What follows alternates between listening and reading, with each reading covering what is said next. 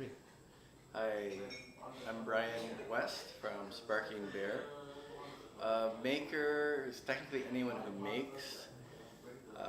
These days we talk about makers who are part of the maker community and trying to foster the maker mindset. So it's more than just making something, but it's making something, sharing it with the community, having a mindset of trying new things. It doesn't matter if you fail, you can just keep going, you learn from your failure. A lot of things go into the maker mindset. Yes, the maker movement is important. I think it is particularly important in somewhere like Indonesia because the schools are very much still, the teacher is the center, imparts knowledge to the students, and they learn the teacher teaches that A equals B, and they have a test and they say, what does A equal? And they have to repeat back the answer. But with the maker mindset, you're giving them more challenges, you're showing them how to do self-learning so that they can go on and think critically for themselves and continue to learn throughout their lives. Yes, it aids in the independence of the children. Because if they need to change jobs, do something different, they're not scared of it, they know they can learn what to do. There is no one leader of the maker movement, although it did originate with a core group of people in the States. It's a community throughout the world that communicates and works together. But there can be leaders, and it would be good to see the government and the education ministry taking up the charge and trying to promote the maker movement because of all of the good things it can do to help kids learning and independence. There are countries like Singapore and Malaysia where the government is putting quite a few resources into promoting the maker movement in science and technology and STEM, and has a lot of activities around that. We haven't seen that same commitment in Indonesia, but I'd like to see that. Do you think maker movement important to Indonesia to grow Well, it's in good. terms of Indonesia? It will help any country grow. I mean, Indonesia has a lot of independent makers in that you go down any street and there's lots of people who make things, repair things, all in their small shops. Whether they have the mindset that if they need to make something else, they can easily learn it and do something else is less likely. We really want that mindset where we can go out and we can accept new challenges, we can think critically, learn whatever we need to learn from the new economy, because the future jobs are not going to be the same as the jobs we have today.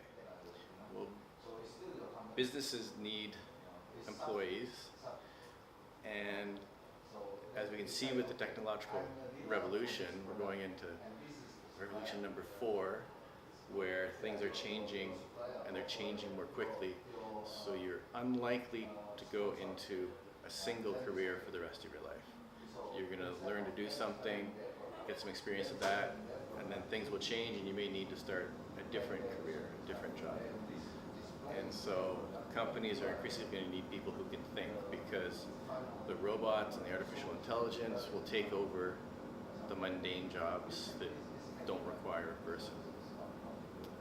And education's role should be to foster the skills that support those business needs, which is supporting people who can think, who can learn on their own, and contribute to society.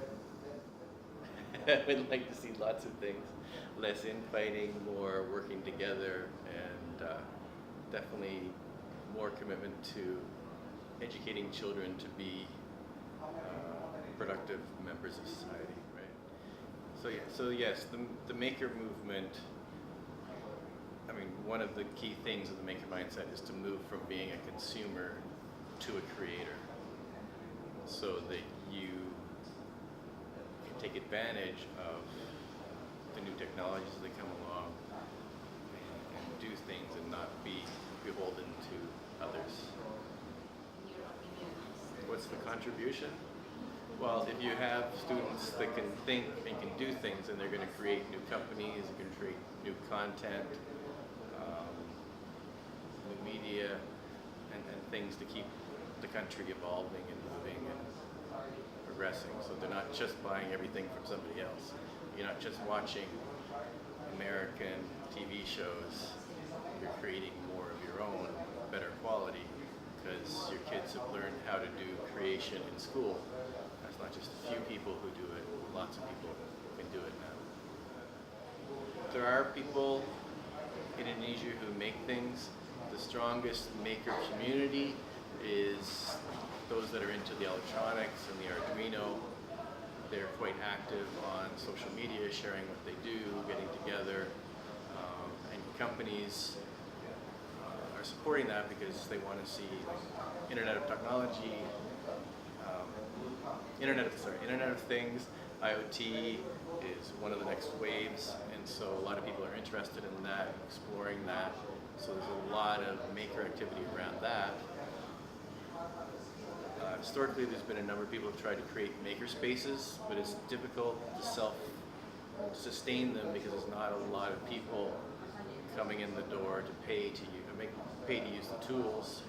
So maker spaces are more vibrant in the schools, where they can really assist the learning. It would be nice to have great community maker spaces